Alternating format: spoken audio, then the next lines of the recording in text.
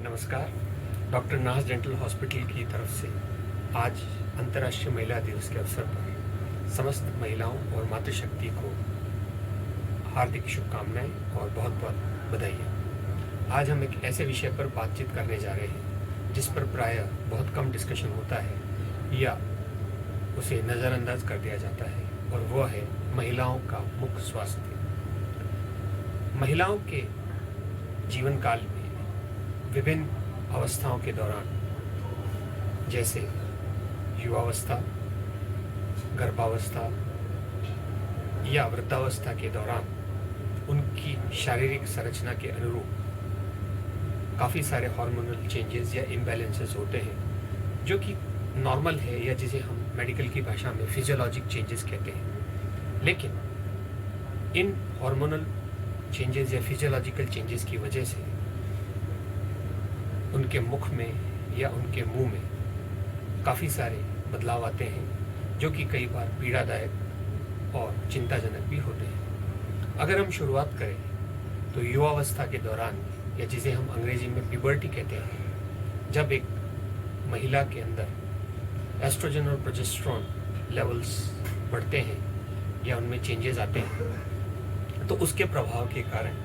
प्रायः देखा जाता है कि महिलाओं के मसूड़ों में सूजन आना, लाली आना, आसानी से उनमें खून आना, और कई बार स्ट्रेस की वजह से मुंह में छाले होना एक आम बात है। प्रायः देखा गया है कि जब पीरियड का ऑनसेट होता है या माहवारी का समय होता है, उस समय मसूड़ों में काफ़ी ज़्यादा सूजन आ जाती है, और बिना किसी प्रोवोकेशन के या ज़्यादा उन पे दबाव डाले भी कई बार मसूड़ों में से खून आना एक आम बात है। प्रायः महिलाएं इन सब चीज़ों पर ध्यान नहीं देती और वे घरेलू नुस्खे अपनाकर इन चीज़ों को अवॉइड करती हैं या प्रोलॉन्ग करती हैं। तो मेरी आपसे विनती है सभी महिलाओं से कि कृपया इस चीज़ को नज़रअंदाज न करें, और हम डेंटिस्ट के लिए ये एक कॉमन चीज़ है, एक आम बात है, इससे घबराएं नहीं, और अपने नज़दीकी दंत चिकित्सक का परामर्श लेकर जो भी उपचार और ओरल हाइजीन मेजर्स वो बताएं उसे फॉलो करें। अब दूसरी अवस्था आती है गर्भावस्था,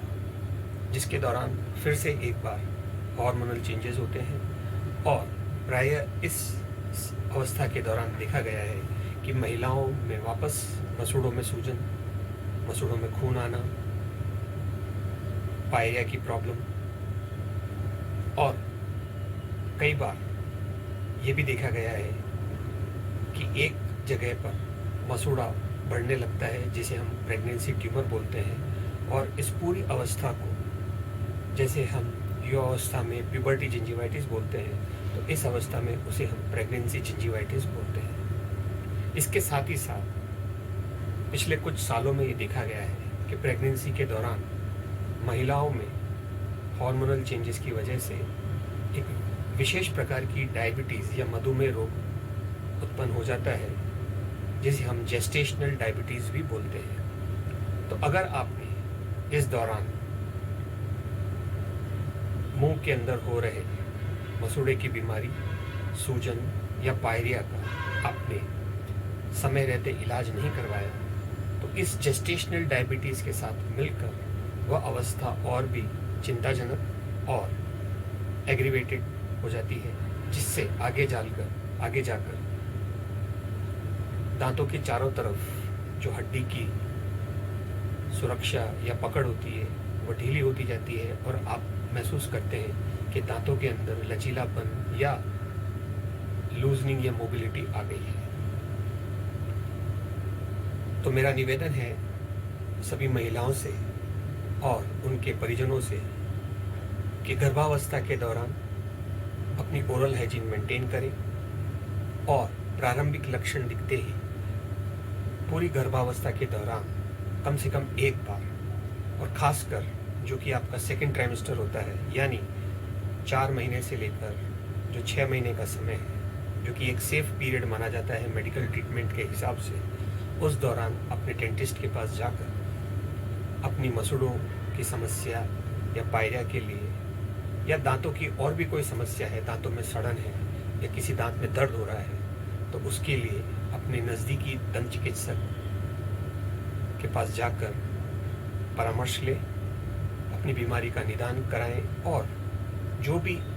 ओरल हाइजीन मेजर्स और उपचार वो बताएं उसे फॉलो करें। अब जो तीसरी अवस्था महिलाओं के जीवन में आती है वो होती है मेनोपॉज या रजोनिवृत्ति और उसके बाद की वृद्धावस्था। इस स्टेज में फीमेल सेक्स हार्मोन्स काफ़ी कम हो जाते हैं, उनका लेवल कम हो जाता है या न के बराबर रहता है, जिसकी वजह से बॉडी के अंदर काफ़ी फिजियोलॉजिकल चेंजेस आते हैं और उनमें से जो ओरल कैविटी या मुख को इफेक्ट करते हैं वो होते हैं मुंह में जलन होना या छाले होना, जिसे हम burning mouth syndrome, orofacial pain यानी कि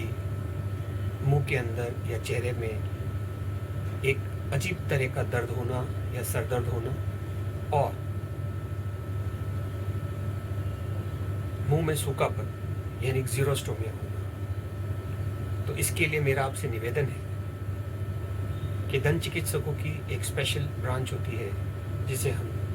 post graduation in oral medicine बोलते हैं या जिसे आम भाषा में मुख रोग विशेषज्ञ या स्टोमेटोलॉजिस्ट बोलते हैं। उनके पास जाकर अपनी समस्या के लिए परामर्श लें और जो भी आपके मुख रोग विशेषज्ञ या स्टोमेटोलॉजिस्ट आपको मार्गदर्शन दें, गाइडेंस दें और उपचार बताएं उसे फॉलो करें। हालांकि इन समस्याओं के समाधान में थोड़ा समय लगता है, जैसे मुंह के अंदर बर्निंग सेंसेशन है या आपको सूखापन है, वो धीरे धीरे कुछ दिनों या महीनों में आप महसूस करेंगे कि उपचार के बाद में आपको बेहतर लगने लगा है या आपकी स्थिति थोड़ी बेहतर हो गई है। तो जो भी सुझाव आपके